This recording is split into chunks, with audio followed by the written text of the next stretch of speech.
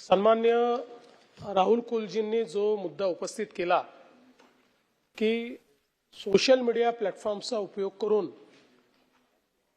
कुठल्याही पुराव्याविना बदनामी करणे हे खूप मोठ्या प्रमाणात वाढलेलं आहे आणि समाजातल्या सगळ्या स्तरातल्या लोकांना त्याचा सामना करावा लागतो, महिलांना तर विशेषतः करावा लागतो।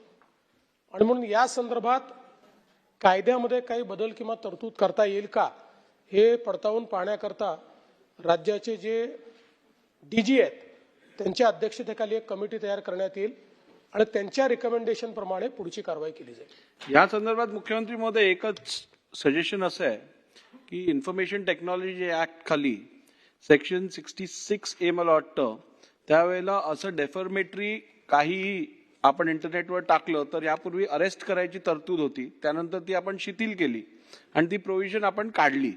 तर आता ही वाढतं प्रमाण बघून तशी प्रोव्हिजन परत आणण्याची गरज आहे का यावरती परत लक्ष देणं आवश्यक आहे। मुळामध्ये आपल्याला कल्पना आहे की हा जो कायदा आहे या कायद्यामध्ये सर्वोच्च न्यायालयाने काही त्याच्यामध्ये निर्णय दिले आणि त्या निर्णयांमुळे एक प्रकारे या कायद्याची इफेक्टिव्हिटी कमी झाली आहे।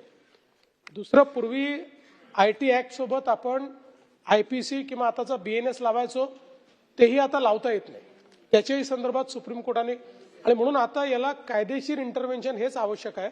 त्यामुळे आपण जसं सांगितलं तेही या समितीच्या कार्यकक्षेत देऊन आपल्याला स्टेट ऍक्ट, स्टेट अमेंडमेंट जे काही करता येईल त्या संदर्भात ते करण्याचा प्रयत्न करू।